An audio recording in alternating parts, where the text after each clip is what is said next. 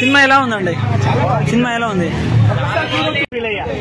అరే వీళ్ళు ఇట్లా ప్లాన్ చేశారంటే సాంగ్ మధ్యలో వచ్చేసి ముందే వెళ్ళిపోతారని చెప్పి లాస్ట్ చేశారు కదా అని అనుకున్నా.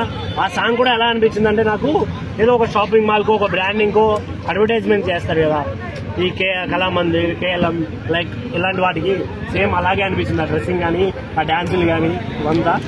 ఇంకోటి ఇందులో నేను మెయిన్ గా గమనించింది ఏంటి అంటే పరశురామ్ గారు తీసుకున్న క్యారెక్టరైజేషన్స్ ఓ ఫ్యామిలీ ఎంటర్టైనర్ లా తీయాలన్నది వాళ్ళ మోటివ్. బట్ అది అలా అనిపించలేదు, చాలా బోరింగ్ గా అనిపించింది అన్న నాకైతే. సో ఏంటంటే మెయిన్ గా థియేటర్కి రండి, సినిమాలు చూడండి, don't wait for OTT. Thank you. ఇద్దరు పర్సన్స్ ఇప్పుడు విజయ్ దేవరకొండ గారు అమ్మాయిలకి ఎంత క్రషో అబ్బాయిలకు కూడా రష్మిక గారు అంతే క్రష్. సో వాళ్ళిద్దరు పేరు అప్లా ఉంది. ఇంకోటి మోరాన్ ఇవాళ రష్మిక గారి బర్త్డే. సో అది కూడా ఒక కలిసి వచ్చే విషయం అని వాళ్ళు అనుకున్నారు. మేబీ దానికోసమే ఈ రోజు డేట్ ఫిక్స్ చేసుకుని ఎవరు మా సినిమా రోజు రావద్దని చెప్పి వెయిట్ చేశారు. కాకపోతే ఇది ఒక బ్యాడ్ గిఫ్ట్ అని అయితే చెప్పుకోవాలి రష్మిక గారికి. వాళ్ళు దుబాయ్ లో సెలబ్రేట్ చేసుకున్నారు.